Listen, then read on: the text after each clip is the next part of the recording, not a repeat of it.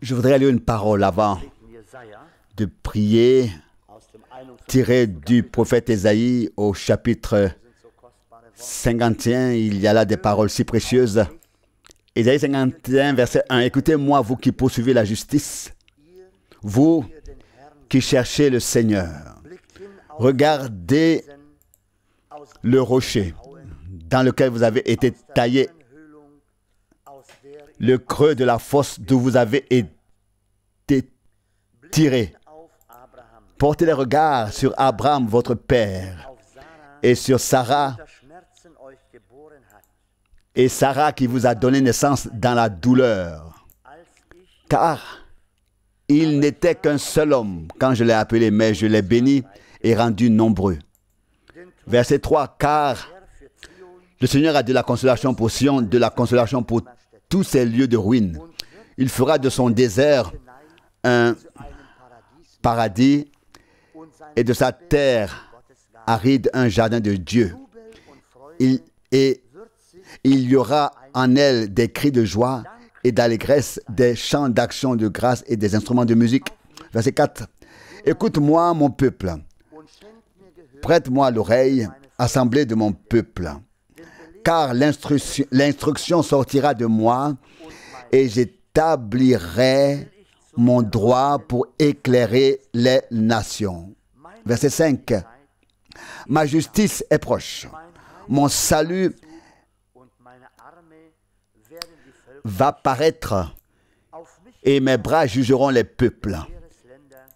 En moi espéreront des pays de la mer et ils s'attendront à mon bras. Verset 6. Levez vos yeux vers le ciel et regardez vers la terre en bas, car les cieux se dissiperont comme une fumée et la terre tombera en lambeaux comme un vêtement et ses habitants mourront comme des moucherons. Mais mon salut sera éternel et ma justice ne sera pas détruite. Verset 7. Écoutez-moi, vous qui connaissez et aimez la justice, vous le peuple, dans le cœur duquel ma loi habite. Ne craignez pas les moqueries des hommes et ne vous effrayez pas de leurs insultes. Car la teigne les rongera comme un vêtement et le cafard les dévorera comme de la laine. Mais ma justice subsistera éternellement et mon salut de génération en génération. Peut-être, d'abord, jusqu'ici, cette précieuse parole de Dieu, c'est un appel glorieux que Dieu lance à son peuple pour qu'il regarde vers lui. Écoutez-moi, Ésaïe 51, verset 1, vous qui poursuivez la justice, vous qui cherchez le Seigneur. Frères et sœurs, que devons-nous encore chercher en ce temps? Sur quoi devons-nous porter notre attention? Je pense que la seule chose que nous puissions dire et redire, c'est qu'il est notre but, notre refuge, notre tout en tout. Et nous sommes donc heureux de pouvoir écouter sa parole et d'entendre son appel. Lorsque nous lisons sa parole, c'est déjà un appel pour nous. Et nous pouvons répondre à cet appel. Nous pouvons dire oui, Seigneur. Nous sommes ici comme ton peuple, comme tes élus. Et nous pouvons regarder ce que tu as fait. Et puis il continue et il dit tout ce qui va arriver aux nations païennes, au peuple, à tout cela au ciel, à la terre, tout ce qui va arriver. Mais nous savons une chose, celui qui se tient avec lui et qui lui appartient demeure avec lui pour le temps et pour l'éternité. Et c'est pourquoi nous sommes reconnaissants, frères et sœurs, de pouvoir à nouveau louer notre Dieu ce soir et de pouvoir dire ce soir, Seigneur, parle-nous. Dis-nous ce que tu veux nous dire de ta parole par ton bon Saint-Esprit, par ton serviteur. Oui, c'est notre désir, notre notre aspiration. Je crois que le désir du peuple de Dieu a toujours été de savoir ce que Dieu a dit. Déjà à l'époque du Seigneur, quand il est venu, nous lisons qu'il y avait des gens qui portaient en eux ce désir, qui attendaient la grande apparition, le Messie, quand il viendrait, parce qu'il avait été annoncé. Et je pense qu'à toutes les époques, les hommes ont attendu le Seigneur, et nous, en ces derniers temps, alors que nous savons que sa venue est si proche, nous l'attendons avec impatience. Nous voulons être prêts quand il apparaîtra. Et c'est pourquoi nous nous réunissons encore et encore. Nous voulons louer son nom, l'adorer et le louer. Et nous voulons aussi écouter ce qu'il a à nous dire. Oui. Ésaïe 55, verset 7. Écoutez-moi, vous qui connaissez et aimez la justice, peuple dans le cœur duquel ma loi habite. C'est tout de même quelque chose de merveilleux. Eh bien, je ne sais pas, mais Paul, quand il a dû répondre, c'était probablement avant Agrippa, je ne sais pas exactement, je viens de le lire l'autre jour dans les Actes des Apôtres. C'était merveilleux quand il a dit, j'ai à répondre de la loi et de notre espérance, ou oui, de notre espérance, oui. Et c'est merveilleux. Et cela m'a tellement frappé, vous savez, parce qu'il croyait de tout son cœur. Il croyait de tout son cœur toute la parole de Dieu. Du début à la fin, de la Genèse à la fin. Il n'avait encore rien de nouveau, mais il croyait de tout son cœur. Et cela avait été si grand pour moi. Et les gens ne pouvaient pas le comprendre. Et peut-être que les gens ne nous comprennent pas non plus. Et comme nous l'avons entendu ici, peut-être qu'ils nous insultent ou nous méprisent ou ceci ou cela. Eh bien, quoi qu'il arrive, mais nous n'avons pas à avoir peur, dit ici la parole. Mais nous pouvons être confiants en notre Seigneur, car il est devenu pour nous tout en tout. Et il nous fera traverser tout cela. Nous en sommes heureux et reconnaissants. Maintenant, levons-nous et faisons peut-être une prière commune. Puis frère Franck nous parlera. Père Céleste, nous te remercions de tout cœur pour cette heure de grâce de ce soir au Seigneur, d'être venu à nouveau pour invoquer ton précieux et saint nom, pour t'adorer Seigneur, pour te louer et te glorifier, pour te chanter des louanges, Seigneur, car tu es notre Seigneur, tu es notre Sauveur et tu es notre Dieu. Alléluia. Nous t'adorons aussi ce soir pour ta précieuse et sainte parole que tu nous as adressée dès maintenant à cette heure. Et nous savons, Seigneur, que tu nous as préparé bien d'autres choses encore. Nous te prions, Seigneur, d'avoir pitié de nous en cette heure.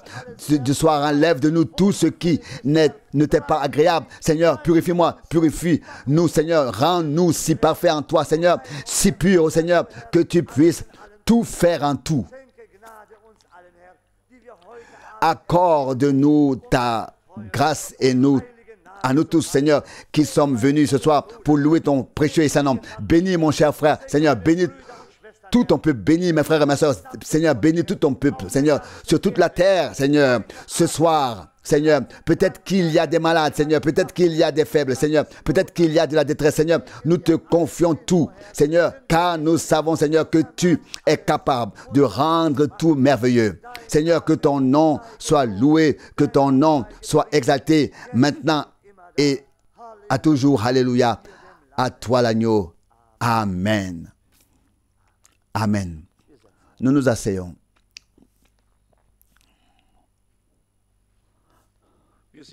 Nous sommes très reconnaissants au Seigneur de pouvoir nous réunir pour adorer, chercher sa face et le supplier de nous aider, de nous bénir. Nous nous sommes réjouis dimanche après le service divin à Zurich. Nous étions heureux de voir que la salle était, pour autant que je puisse en juger, rempli jusqu'à la dernière place. Mais pas seulement cela, mais aussi la parole du Seigneur. Il faut parfois lire certaines choses, et vous l'avez remarqué, je l'ai déjà dit ici samedi soir, quand j'ai lu l'histoire de ce jésuite qui a été au service de l'Église, de la communauté religieuse romaine pendant tant d'années, et toutes ces manœuvres dont nous ne savons et ne soupçonnons absolument rien, tout ce qui est fait avec le bras prolongé et de quelle manière. Alors, on voit combien il était important et nécessaire que Dieu révèle clairement tout le système à notre bien-aimé frère Branham. Et il suffit de lire les préfaces de Luther pour Daniel ou pour l'Apocalypse et partout ailleurs. Et je dois dire qu'il y a eu un tel accord et une telle connaissance de Dieu. Nous avons parfois peur de dire quelque chose, mais je l'ai lu dimanche que les assemblées pentecôtistes et tout, ils étaient nommés, c'était écrit en gros dans le journal. Comme ils entrent tous dans le conseil œcuménique et le culte a lieu dans une communauté religieuse catholique et ils sont tous présents. Ils sont à l'intérieur, tous. Si quelqu'un m'avait dit cela il y a 25 ans, il y a 20 ans, je ne l'aurais pas cru. Car nous avons encore connu des temps où les prédicateurs pentecôtistes savaient exactement où se trouvait l'Antichrist. Ils l'ont cherché il y a 30 ans. Pas un seul ne l'a cherché en Arabie ou chez Khomeini ou chez les Juifs. Ils savaient tous où il était assis, comment il est habillé, comme il était habillé. Ils savaient tout exactement. Aujourd'hui, tout est très différent.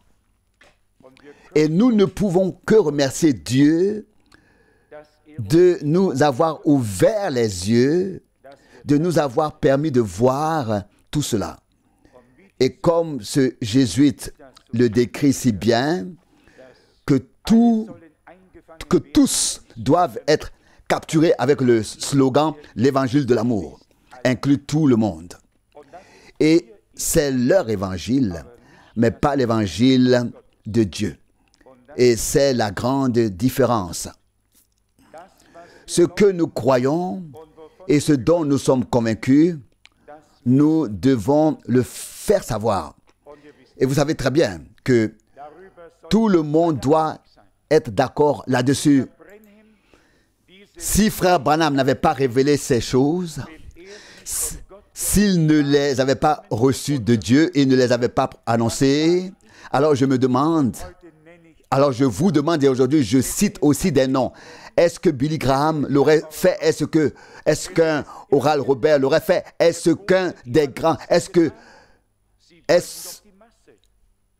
est-ce qu'un des grands évangélistes l'aurait fait? Il voulait la masse, il voulait, n'est-ce pas, le succès auprès des gens. Il devait laisser tomber ceci et cela de leur prédication, sinon les gens ne seraient pas venus. Dieu a pris un homme qui était vraiment aussi simple qu'un homme pouvait l'être. Et il a dit, quand il a visité les immeubles de bureaux ou les grands quartiers généraux à Tulsa, il a dit, il est allé dans la rue et s'est mis à pleurer. Et a dit, Seigneur, tu as donné tout cela à ces hommes. Et qu'est-ce que j'ai? Et qu'est-ce que j'ai? Alors le Seigneur lui a dit, ta tâche est tout autre. Et ta récompense n'est pas ici sur terre, mais là-haut. Et tu es né pour être un prophète et pour annoncer ma parole. Et puis, alors il s'est calmé. Mais cela peut arrivé quand on regarde avec des yeux terrestres. Et il savait qu'il était quand même le premier à se manifester après la Seconde Guerre mondiale. Et il a dit, mon bureau est une caravane de 7 mètres de long et d'environ 2 mètres 40 de large. Il a dit, si l'un de ces 2 hommes venait et voyait ce que j'ai, comment je me tiendrais. Mais ce n'était pas l'aspect extérieur qui comptait. Tout cela reste en arrière. Tout cela reste ici. Mais ce que Dieu lui a donné, il ne l'a donné à personne d'autre. Et les bâtiments, même les plus récents avec des millions, ils ne peuvent être transportés nulle part. Et cela ne servirait à personne. Mais la parole révélée par Dieu pour ce temps est si puissante, est si énorme, est si précieuse, est si nécessaire. Et nous savons que cet homme y a consacré sa vie. Mais maintenant, c'est à nous de transmettre, d'avoir le courage de dire aux autres les choses que Dieu a révélées. Et maintenant, la situation est telle que si nous ne les disons pas, personne d'autre ne les dira, parce qu'elles doivent toutes entrer quelque part et qu'il faut aussi avoir du tact, n'est-ce pas? Et s'adapter et s'accorder avec les autres. Et alors c'est déjà fini, on ne peut plus rien faire. Et si je pense que seul celui qui a reçu les choses de Dieu peut les apporter, et qu'elles sont devenues une certitude et une révélation, que reste-t-il alors? Nous ne devons pas nous faire d'illusions. Nous sommes ici pour rendre gloire à Dieu, pour louer son nom, mais nous sommes ici aussi pour ne pas mettre la lumière sous les boisseaux et pour ne pas renier les révélations divines, mais pour confesser clairement ce que Dieu a dit et pour annoncer la parole avec franchise, quoi qu'il arrive, car elle doit être apportée. Je pensais par exemple à la parole qui a été lue ici. Si un homme aborde la parole de Dieu avec son intelligence, il est dit ici dans cette description, regardez Abraham, regardez à Abraham, votre père. Là, il prend bien la parole de Matthieu 23, verset 9. Et là, notre Seigneur dit, vous n'appellerez personne sur la terre votre père. Abraham était en effet un père. Il n'était pas seulement appelé père sans avoir d'enfant. Il était un père. Et il avait Isaac, le fils de la promesse. Et Isaac avait Jacob et Ésaü. Et en Jacob, qui c'est, ça je l'ai lu aussi pendant ce voyage, comment il est arrivé à son droit d'aînesse et à ses bénédictions. Un homme doit effectivement lire cela la nuit. Le jour, on a du mal à se concentrer. Mais quand on a 7 heures de décalage horaire et qu'on peut lire chaque chapitre après chapitre pendant des heures, c'est une chose merveilleuse. La mère lui a dit, écoute, fais comme ça, etc. Avant que ton frère ne rentre, tu vas mettre sur tes manches quelque chose qui est poilu, etc. N'est-ce pas? Et l'homme dit, oui, mais il se rend compte que... Mais s'il se rend compte que c'est moi et que ce n'est pas mon frère, alors une malédiction me frappera. La mère dit, si la malédiction devait te frapper, je la prendrai sur moi, dit-elle. Dit littéralement, je prends sur moi la malédiction, fais ce que je te dis. Et nous, si nous étions Dieu, nous aurions dit, écoute, Jacob, vieux renard et tricheur, viens et va-t'en. Et que s'est-il passé? Dieu a béni, parce qu'il avait un projet. Un homme terrestre ne comprendra jamais les voies que Dieu emprunte. Nous le voyons. Qui était-ce? Je crois que c'est Isaac. Lorsqu'il a posé ses mains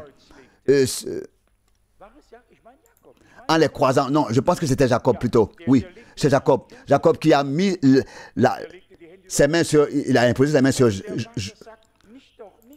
Oui, il a mis ses mains sur les enfants de Joseph. En les croisant. Et le père dit, pas du tout, pas ainsi. Il a dit, Dieu a ainsi disposé les mains. Dieu les a ainsi disposées pour les destinées futures. Nous pouvons parfois dire, pas comme ça, pas comme ça. Pouvons-nous tous oublier? Nous pouvons tous oublier. Dieu a une voix qui nous dépasse. Comme ses voix sont incompréhensibles et ses jugements insondables. Ce qui me préoccupe, particulièrement en ces derniers jours, c'est que je repense au début de la foi. À notre début, en tant que croyants, on prenait les choses à la lettre. On savait parfois, en attendant un son aigu, qu'il fallait bien... Ou bien quand on a parlé dur, on savait qu'on devait mettre ça en ordre avant d'aller au lit, sinon on ne pouvait pas s'endormir. On a vraiment pris certaines choses ou toutes les choses aussi précisément qu'on le pouvait. Et je pense que nous devons constater, et chacun pour soi, pas contre les autres maintenant, mais pour soi-même, que nous n'avons peut-être plus tout à fait ce premier amour et cette consécration et ce dévouement et la vue d'ensemble que nous avions ou la précision que nous avions. Et le Seigneur doit nous aider. Dieu doit vraiment nous aider. Il semble aujourd'hui que chacun s'en sorte avec tout et qu'il ne se fasse même plus de conscience. Avant, la conscience frappait. Si l'on avait fait une remarque quelconque sur une personne et que l'on réfléchissait ensuite à la question de savoir si ce n'était peut-être pas bien, on trouvait le chemin vers cette personne et on lui disait, écoute, mon frère, je suis sincèrement désolé. D'une certaine manière, il y avait toujours un équilibre. On a essayé de se tenir devant Dieu avec tout ce qui était en nous. Et les choses ont apparemment, pas seulement apparemment, mais réellement changé de manière si flagrante que l'on pourrait avoir peur. Et la question surgit, qui habitera sur les montagnes saintes et qui sera ton hôte? Psaume 15, verset 1, qui résidera devant les ardeurs éternelles, comme il est écrit dans le psalmiste ou sans doute dans le prophète Ésaïe à un endroit. Si Dieu pouvait nous rendre cela à moi et à nous tous, cette intimité avec lui. Je ne sais pas, frère Schmidt est probablement le seul ici qui était là dimanche, mais lors de la dernière prière, j'ai vraiment eu cette connexion avec Dieu. Pendant le discours, c'était laborieux, mais c'était énorme. La conclusion était en fait merveilleuse. Et on a remarqué que l'Esprit de Dieu était présent de manière très puissante. Et nous pouvons compter sur le fait que le Seigneur se manifestera vraiment. Mais nous devons peut-être tout de même nettoyer et mettre de l'ordre dans certaines choses et dire, Seigneur, aide-nous à le faire. À un moment donné, frère Branham dit, si tu as une seule pensée étrange à l'égard de quelqu'un d'autre, remets-la en ordre. Même une pensée à l'égard d'un autre peut être un obstacle à la bénédiction que Dieu veut te donner. Il faut en effet pouvoir évacuer toute pensée et tout se présenter librement devant la face de Dieu et dire, Seigneur, parle-nous, nous sommes ici pour entendre ce que tu as à dire. Car si cette chose est bloquée, Dieu ne pourra pas aller plus loin avec nous. Nous avons lu avec Ésaïe 51:3, car le Seigneur a de la consolation pour Sion, de la consolation pour tous ces lieux de ruines. Il fera de ces ruines, de ces déserts, de ces ruines un paradis et de ces déserts un jardin de Dieu. Oui, les lieux de ruines sont bien là, mais Dieu a promis faire de son désert un paradis et de ses ruines, donc de ses ruines un paradis et de ses déserts un jardin de Dieu. Il y aura en lui de l'allégresse et de la joie, des chants d'action, de grâce et des instruments de musique. C'est comme le paralytique qui a été guéri. Si on lui avait dit auparavant, saute et bondis, le pauvre homme n'aurait pas su ce qu'on attendait de lui. Mais lorsqu'il a été guéri, personne n'a plus eu besoin de lui dire, maintenant tu peux peut-être sauter. Mais cela est venu tout seul. Lorsque Dieu fait quelque chose à un homme, on n'a plus besoin de lui dire ce qu'il doit faire. Il sait alors exactement ce qu'il doit faire. Il est conduit dans son cœur. Il sait ce qu'il doit faire. Et ce sera toujours juste et bien compris par ceux qui ont également été bénis par Dieu. Il y avait à l'époque des gens qui l'avaient mal compris et qui venaient le voir pieusement et lui disaient « Rends gloire à Dieu ». Jean 9, 24. Nous savons que cet homme est un pécheur. Rends gloire à Dieu. Et que cet homme est un pécheur, nous le savons. Rends gloire à Dieu. Dans un tel jugement. Oui. Mais c'est justement la chose qui traverse tout le pharisaïsme jusqu'à la fin des temps. Mais Dieu n'a pas encore changé. Il a sauvé et il continue à le faire. Il a guéri et il continue à le faire. Il a béni et ne cessera de bénir jusqu'à ce que le dernier ait été béni, jusqu'à ce que le dernier ait été sauvé et jusqu'à ce que nous soyons conduits à sa rencontre. J'ai eu, vous le savez, cette expérience merveilleuse et parfois quand on voyait des images de l'enlèvement, les gens étaient tous répartis, je ne sais pas comment. Vous connaissez bien le chemin large et étroit de cette image et avec l'enlèvement et avec l'image. Ce n'était absolument pas comme ça. C'était absolument pas comme ça. Et j'ai bien sûr pensé en voyant tout cela et en voyant exactement comment je vois les choses ici dans la salle ce soir. Et le lundi soir, ça m'est venu au cœur. Prends juste un sermon de Frère Branham. Au hasard, mets-le sur l'appareil et écoute-le. Et que puis-je vous dire? Il y avait certaines choses. Dans cette prédication, j'ai appuyé sur le bouton et je me suis d'abord arrêté et j'ai dit, ce n'est pas possible.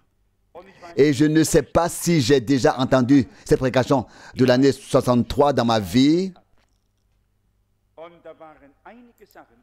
Il y avait des choses tellement merveilleuses dessus et puis il dit littéralement, l'enlèvement sera tel que nous, les croyants, nous monterons d'abord ceux qui se sont endormis en Christ et ensuite nous serons rassemblés et amenés ensemble à la rencontre du Seigneur. Pas d'une manière ou d'une autre, mais dans un tel ordre. C'était tout à fait merveilleux. Et puis, il a dit, par exemple, j'aimerais bien le passer un jour, le faire jouer un jour. Le frère Samuel veut toujours que je traduise un sermon de frère Branham et je vais certainement le faire bientôt. Et là, il dit, par exemple, ces sermons que je donne ici, ils vont dans le monde entier, ils sont traduits dans les dialectes jusque dans la brousse, etc. Et puis, il ne mentionne qu'un seul pays, et c'est l'Allemagne. Et il dit ensuite en Allemagne, ils sont envoyé par centaines après avoir été traduit. Oui, j'appuie à nouveau sur le bouton. Je me dis, mais qu'est-ce que c'est ça? Et ça s'est passé comme ça, dans l'ordre. Mais j'étais très désespéré. Je peux vous le dire, parfois, quand on est là devant, personne ne le voit. Mais je vous le dis, par un homme qui a un ministère à accomplir, aucun homme ne le saura. Et frère Branham a dit des choses importantes là-bas. J'aimerais bien les passer ici, comme je l'ai déjà dit. Même si elles me touchent, cela n'a aucune importance. Si je l'ai mérité et que cela vient de Dieu, que cela me touche de plein fouet, je suis prêt à m'incliner. À m'incliner. C'est le seul moyen d'être en règle avec Dieu, de tenir bon devant, de pouvoir se tenir devant lui. C'est la seule possibilité de tout supporter, tout endurer, dire oui à tout ce que Dieu dit. Je vais vous dire ce qu'il en est. En effet, lorsque Dieu s'adresse à nous, il a quelque chose à nous dire, à chacun. S'il nous a passé sous le nez, c'est qu'il ne nous a pas parlé. Mais quand il nous parle, il s'adresse à nous. Et quand il s'adresse à nous, il se passe alors quelque chose. Nous avons été touchés, interpellés. Et cela n'est pas passé à droite et à gauche de nous, mais cela nous a touchés. Mais il mentionne là, je peux le dire d'emblée, il mentionne là par exemple aussi avec l'utilisation des dons spirituels. Et il dit, un homme qui est spirituel se trouve directement devant le point où il pourrait s'égarer. Et il dit littéralement, si vous ne faites pas attention, c'est tellement proche. Mais je préfère le traduire littéralement avant de le citer ici à l'improviste. Et c'est bien là le problème. Nous ne voulons pas être proches de quelque chose. Nous voulons être entiers dans la chose de Dieu. Ni plus, ni moins. Proche n'est pas encore le but. Proche peut encore être à côté. Mais si nous sommes totalement dans la parole de Dieu, alors Dieu est en nous. Et le Seigneur dit dans Jean 15, verset 7, si vous demeurez en moi et que mes paroles demeurent en vous, demandez ce que vous voudrez, cela vous sera accordé. Jean 15, 7. Cependant, cette parole doit à nouveau être mise en accord avec celle de l'épître de Jean, où Jean dit, si nous sommes exaucés, nous savons que nous avons présenté à Dieu les demandes que nous avons reçues de lui. Ce n'est donc pas une histoire comme celle de Noël où l'on écrit en quelque sorte une liste de souhaits, mais c'est une chose que Dieu nous met sur le cœur qui est dans la volonté de Dieu. Et alors, le Seigneur nous exauce et nous répond. Et c'est vraiment notre prière à tous. J'en ai fait l'expérience lors de mon dernier voyage. Il n'y a eu qu'un seul frère qui a un peu raté son coup, mais poliment, il l'a fait poliment. Et quand les gens le font poliment, on pardonne de tout son cœur et on n'en veut de toute façon à personne. Mais il voulait justement parler de ce sujet pertinent d'une certaine manière. Il voulait savoir comment comprends-tu ce que Frère Branham a dit. Oui, j'ai dit exactement comme il a dit. Je le comprends exactement comme il a dit. Et alors, bien sûr, il a dit, oui, mais comment l'a-t-il dit? Comment l'a-t-il dit? Je lui ai dit, mais comme il a dit. Et je devrais lui donner une interprétation. Et je dis donc, je le prends et l'accepte comme cela lui a été révélé par Dieu. Et puis, il a commencé et il a dit, oui, mais l'ami et ainsi de suite. Et puis, il a commencé et il s'est lancé là et il voulait en quelque sorte me faire du mal. Et c'est là que j'ai dit, mon frère, attends. Es-tu là pour entendre ce que j'ai à dire? Je ne veux pas, je ne le pense pas. Je ne pense pas que tu viens pour entendre ce que j'ai à dire. J'ai dit que autant que je ne sois pas là aussi pour entendre ce que tu as à dire. Ou alors nous sommes tous deux ici pour entendre ce que Dieu nous a déjà dit. Soit nous pouvons tous deux prétendre que Dieu n'a pas encore parlé. Je dis, jusqu'à présent, tu n'as pas utilisé un seul passage biblique parmi ceux que Dieu a donné à frère Branham.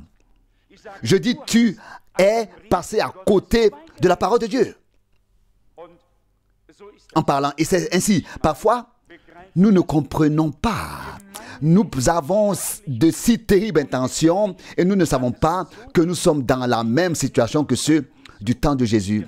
Vous avez abrogé, annulé le commandement de Dieu et vous avez transmis votre tradition aux hommes. Cela n'a aucun sens. Après une révélation divine de sa parole, la tradition n'a plus sa place. Les coutumes et la tradition, c'est la parole révélée de Dieu qui s'applique et rien d'autre. Il ne peut en être autrement. Si nous voulons en parler à droite et à gauche, alors Dieu a parlé en vain. Et nous devons et nous n'avons pas compris en fait ce qu'il a été dit, ce qui a été dit. Ça veut dire que nous n'avons pas compris ce qui a été dit. Et je dois dire qu'à la fin, le frère, comme rarement, m'a demandé pardon. Il m'a dit, frère Franck, je suis désolé, je n'ai pas compris.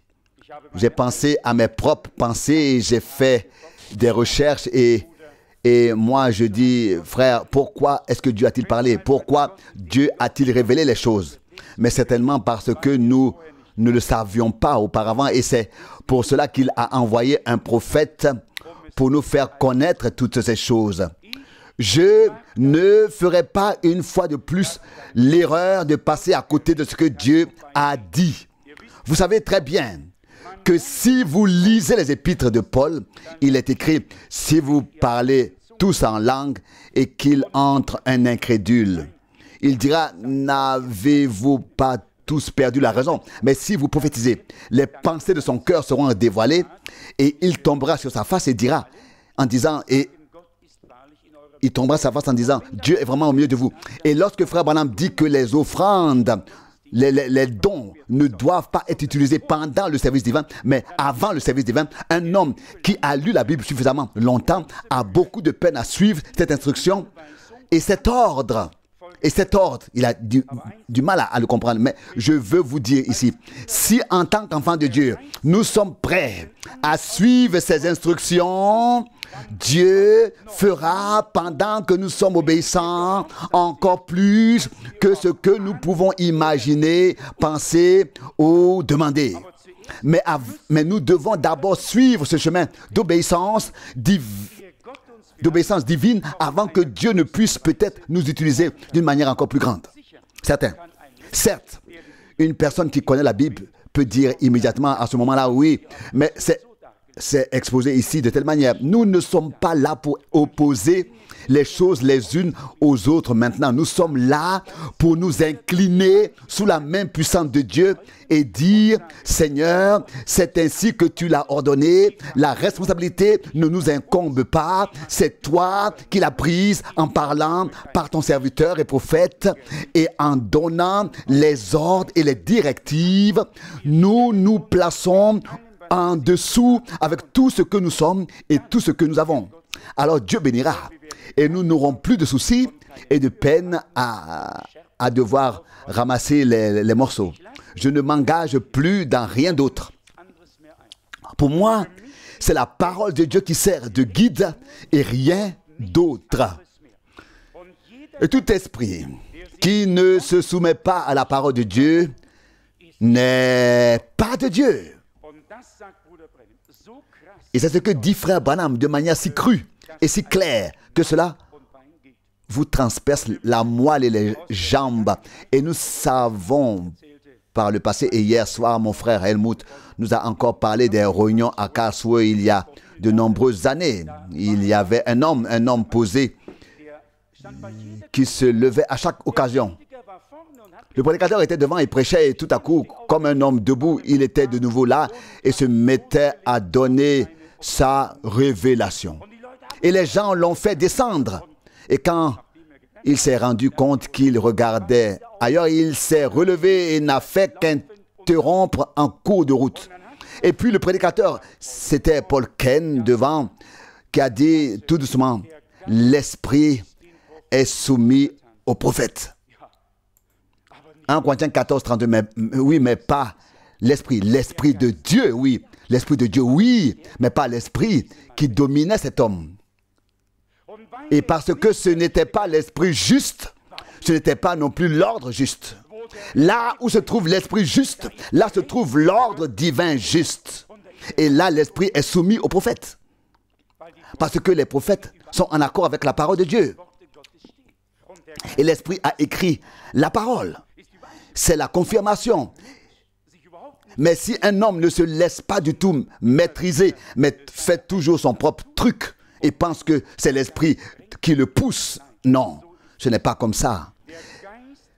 L'esprit de Dieu, c'est lui qui a établi et fixé l'ordre divin ici. Et il est dit que prophète, que 2 ou 3 parlent, et cela tour de rôle, à tour de rôle, et pas autrement. Mais il y a tant de choses qui sont faites et attribuées à l'Esprit de Dieu qui n'y ont tout simplement pas leur place.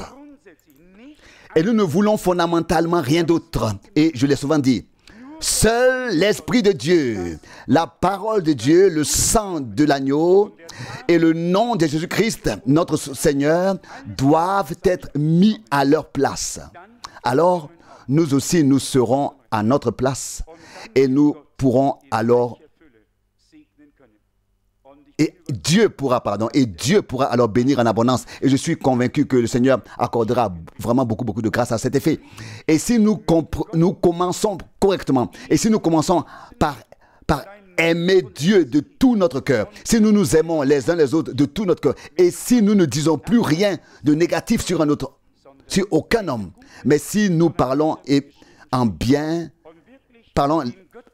les uns des autres, comme il est écrit, et si nous suivons vraiment la voie divine, alors le Seigneur ne pourra pas faire autrement que d'être avec nous, de se révéler et de confirmer sa parole, et nous aurons une atmosphère dans laquelle Dieu se sentira bien, dans laquelle nous nous sentirons bien, et dans laquelle l'action du Saint-Esprit pourra se manifester. C'est tout ce que l'on peut souhaiter. J'ai lu rapidement ce soir l'histoire de David lorsqu'il a fait le recensement et qu'il a dit littéralement que Satan l'a provoqué, l'a poussé à le faire. 2 Samuel 24, 1. Et là, toute l'histoire défile et le Seigneur se fâche. Le peuple était recensé et la colère de Dieu, il est dit au verset 7.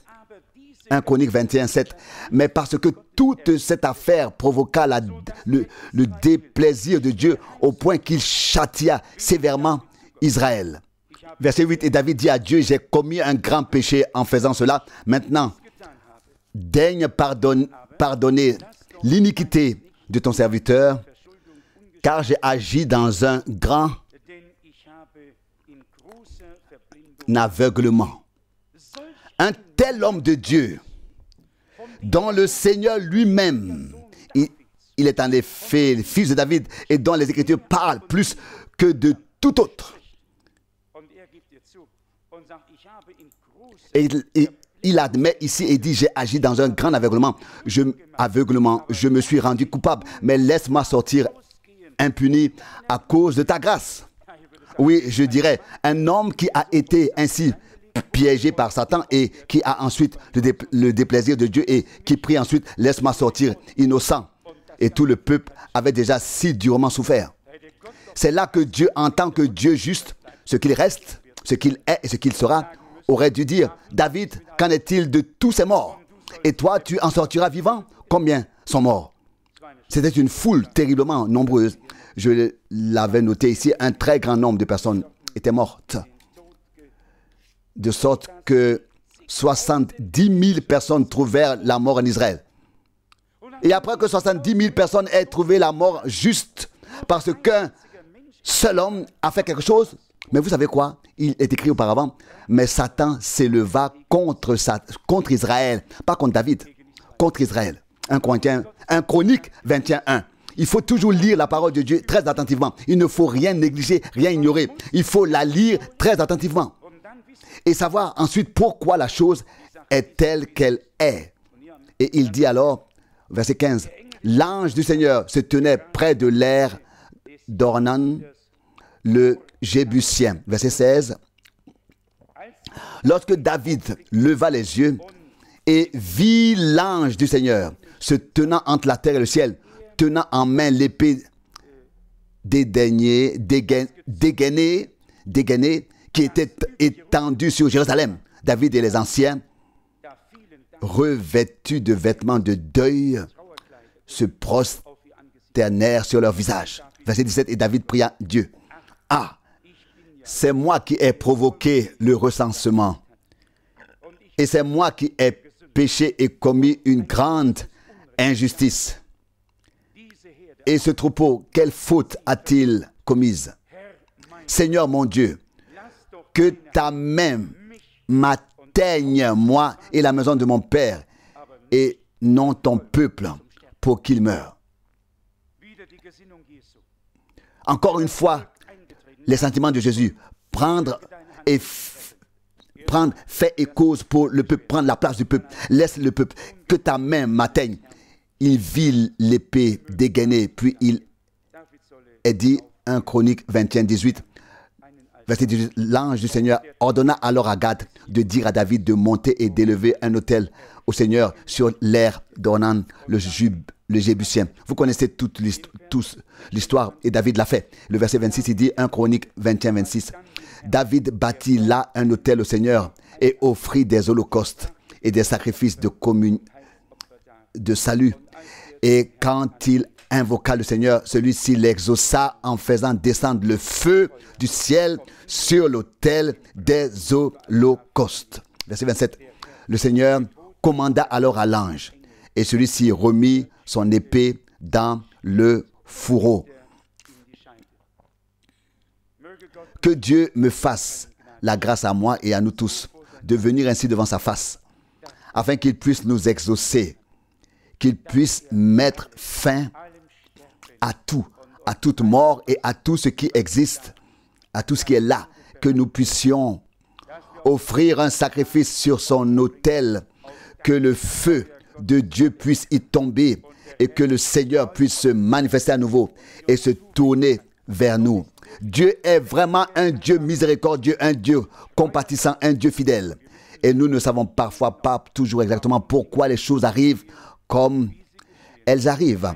Mais nous savons une chose, les intentions de Dieu sont des intentions d'amour et de paix envers nous. Ce sont ses intentions à notre égard. Et quelles que soient les intentions de l'ennemi, c'est une toute autre affaire. Ce n'est pas Dieu qui était en colère contre Israël, mais Satan qui s'est opposé à Israël. Et c'est ainsi. Dieu aime son peuple, mais Satan est bien sûr très, très en colère. Et rien ne lui ferait plus plaisir que de voir tous s'enliser et que rien ne soit orienté ou mené à terme. Mais nous croyons que Dieu est Dieu. Le Dieu d'Abraham, d'Isaac et de Jacob. Le vrai Dieu vivant qui n'a pas seulement parlé à travers nous, qui nous a parlé et qui a été avec nous. Et je veux dire que c'était Isaac qui a dit, Seigneur, le Seigneur qui a été mon berger tout au long de ma vie, l'ange qui m'a porté et guidé, Genèse 48, verset 15, il a parlé de l'ange de l'Alliance. Nous pouvons donc dire que c'est le Seigneur qui a été notre berger et qui nous a portés, nourris, préservés jusqu'à cette heure. Croyez-moi, c'est lui et personne d'autre qui m'a gardé, qui t'a gardé, qui nous a gardés. Et tous les autres, pas nous, pas nous-mêmes, mais lui seul. Et c'est à lui que nous voulons rendre hommage de tout cœur. Et je souhaite que le temps vienne où je pourrai ici aussi proclamer librement sa parole avec un regard rayonnant. Dieu peut faire tout cela. Plus il fait sombre autour de moi, peut-être plus la lumière de sa grâce peut briller. Car en tant que descendance d'Abraham, nous ne pouvons pas faire autrement que de regarder l'invisible comme si nous le voyons. Si nous regardons ce qui est visible, oui, nous pouvons déjà emballer directement et nous faire enregistrer. Mais si nous regardons l'invisible comme si nous le voyons, alors nous avons un avenir glorieux. Nous avons des promesses glorieuses de Dieu et nous verrons encore de grandes et glorieuses choses que Dieu accomplit. Ce sont encore des promesses que Dieu accomplira. C'est certain, à 100%. Nous pouvons nous y fier. Et même si beaucoup de choses sont arrivées, mais ce que Dieu doit faire, cela vient encore. Et nous sommes convaincus que Dieu donnera encore par grâce ce qu'il y a de plus grand, de plus glorieux et de plus puissant. Nous ne voulons vraiment pas nous décourager. Je veux me le dire à moi-même et à nous tous. Mais aller de l'avant avec notre Dieu. Et comme je l'ai dit au début, Dieu a révélé sa parole, non pas pour qu'elle se perde dans le sable ou qu'elle soit enterrée quelque part, mais pour qu'elle soit annoncée, portée à la connaissance de tous et que les hommes soient libérés de la malédiction de Rome, de toute malédiction, et puissent servir Dieu librement. Et pour cela que Dieu nous accorde vraiment la grâce. Jusqu'à présent, nous sommes restés sur la défensive et peut-être que Dieu nous aidera un jour à passer à l'attaque avec des armes de Dieu. Mais pour cela, il nous faut un équipement tout neuf, un équipement complet. Je l'ai dit au Seigneur, je suis prêt à le servir, mais je veux avoir la même armure que celle que les frères ont reçue au début. Le pouvoir sur toute la puissance de l'ennemi. Pas seulement sur quelques-uns ici, un peu là, mais sur toute la violence de l'ennemi et que le pouvoir de Satan doive s'incliner et que la toute-puissance de Dieu triomphe et que Dieu obtienne son droit. Et nous y voyons parfois notre manque de force et nous ne pouvons pas l'accepter trop longtemps, mais nous allons demander à Dieu de nous rendre forts. Et vous savez ce qui est écrit pour Israël. Le plus faible sera comme David et le plus fort comme l'ange du Seigneur à leur tête. Et c'est la promesse de Dieu. Le plus faible sera comme David. Et que s'est-il passé pour David? Il s'est débarrassé de Goliath avec une simple chose, parce que c'était la main du Seigneur. Et j'ai dit cela à un moment donné, peu importe dans quelle direction David a lâché cette pierre, le sud, l'est, le nord ou l'ouest, cela n'a aucune importance. Dieu aurait conduit cette pierre de cette manière directement là où elle devait aller. Ce n'est pas l'habilité d'un homme, mais le plan de Dieu. Un homme, vous savez très bien comment il peut viser. Et on a beau viser très bien, on peut rater la cible. La plupart des gens montrent la cible du doigt et la ratent de la deuxième main. Nous l'avons fait déjà souvent. Nous l'avons fait assez souvent. Mais avec Dieu, rien ne rate.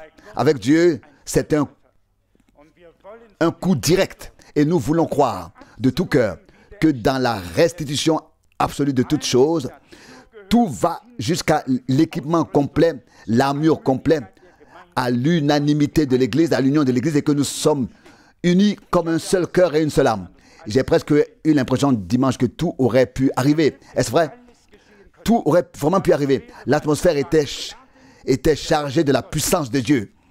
Et si l'union est là, et que les gens n'attendent plus rien de celui qui est encore devant, mais attendent tout de Dieu, chacun en particulier, alors nous le recevrons de Dieu.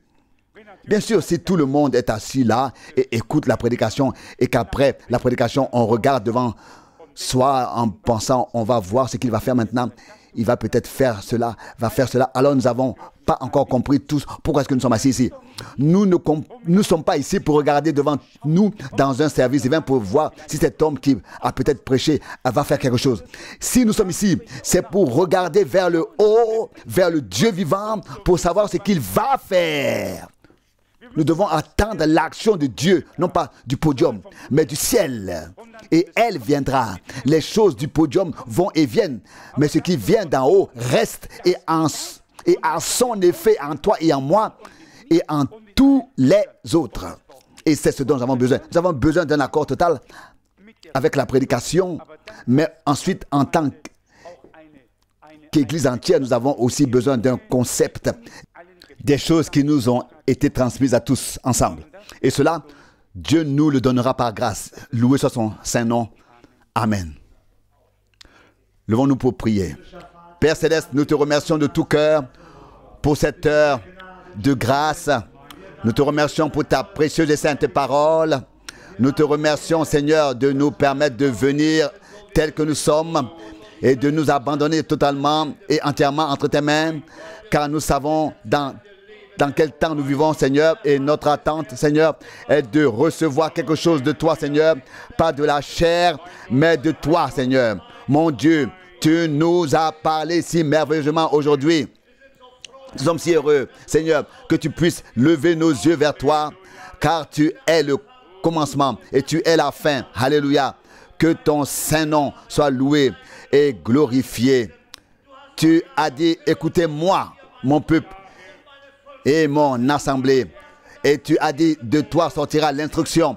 Et l'instruction est sortie de toi, Seigneur. Nous te remercions du fond de nos cœurs. Oh Dieu, en effet, Seigneur, si tu n'avais pas parlé, où serions-nous aujourd'hui, Seigneur? Mais tu as parlé, oh Seigneur. Tu as enseigné, oh Seigneur. Oh Seigneur, nous voyons toutes les grandes choses que tu as annoncées d'avance. Tu les as accomplies de nos jours et tu les as accomplis encore, oh Seigneur. Merci pour cela. Oh Seigneur, honneur et adoration à toi, oh Seigneur, de tout mon cœur. Bénis ton peuple, oh Seigneur, partout, en tout lieu. Et, oh Dieu, bénis, Seigneur, tes élus, guide-les et conduis-les. Nous avons besoin de ta présence, Seigneur. Nous avons besoin de ton bon et Saint-Esprit. Seigneur, nous avons besoin que tu te révèles, Seigneur, que tu te fasses connaître à ton peuple comme au commencement. Seigneur, nous t'adorons au nom de Jésus. Amen. Amen.